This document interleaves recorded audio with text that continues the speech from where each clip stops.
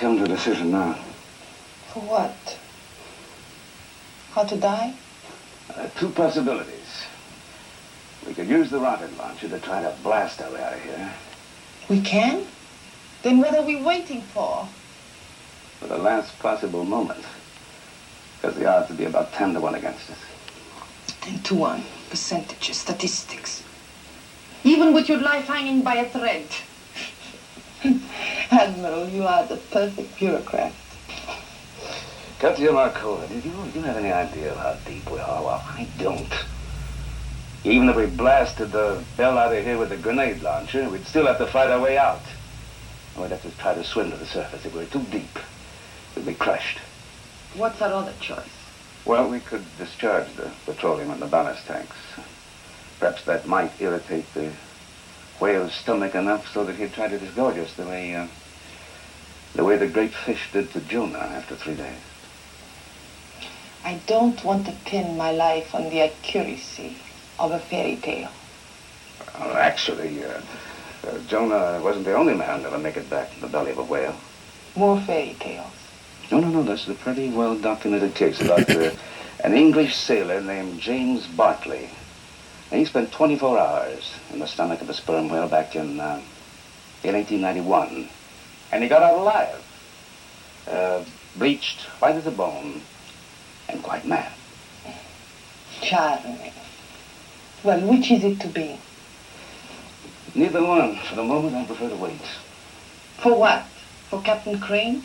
To come and send a squad of volunteers right into the jaws of a whale? Well, what would you suggest that we do? Bail out? Launch the explosive. Have done with it. But I'm afraid that if we launch the explosives, we might kill anyone attempting to rescue us. You told me you people believe every life is precious. Then why should they risk a single life for ours? Yes, that's just the point. It's because every life is important that they'll risk anything to try to save us.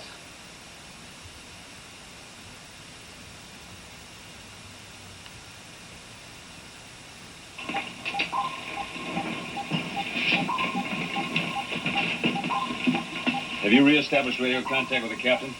We were reading each other 5 by 5 so the whale closed his jaws. I guess those radio signals got smothered in all the tons of blubber. Keep trying. Yes, sir.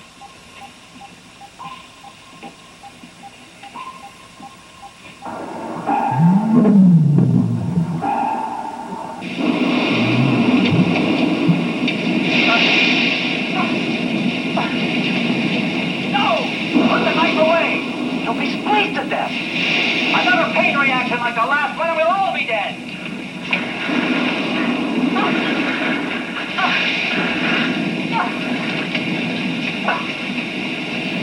Wait a minute. I'll use a shortwave unit.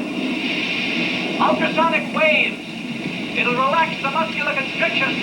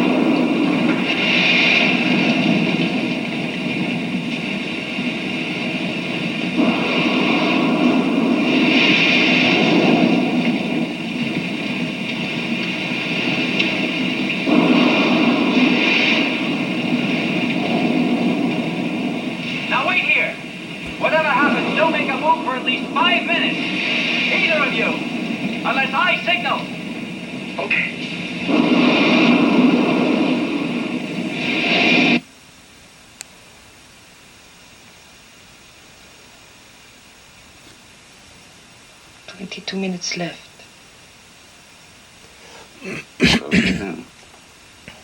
And still no sign. What sort of a sign were you expecting? Too bad your book of Jonah wasn't more specific about the procedure you employed. Oh, but it is. It's quite specific. Really? He simply and, well, quite sensibly, I suppose, addressed himself to the author of his temporary misfortune. But I must cast me into the depth, into the heart of the seas. I went down to the bottoms of the mountains. The earth with her bars closed upon me forever. Yet hast thou brought up my life from the pit. Of course, all we have is his side of the story. Oh, he was called Jonah ben Amittai, the son of the truthful one. He must have been pretty good at his job. Otherwise, the Lord wouldn't have sent him to try to save the corrupt city of Nineveh. Just as you went down to the heart of the seas to try to save your laboratory. And I will save it. Now you've done it. 16 minutes of air left. 16 minutes to get this thing fixed.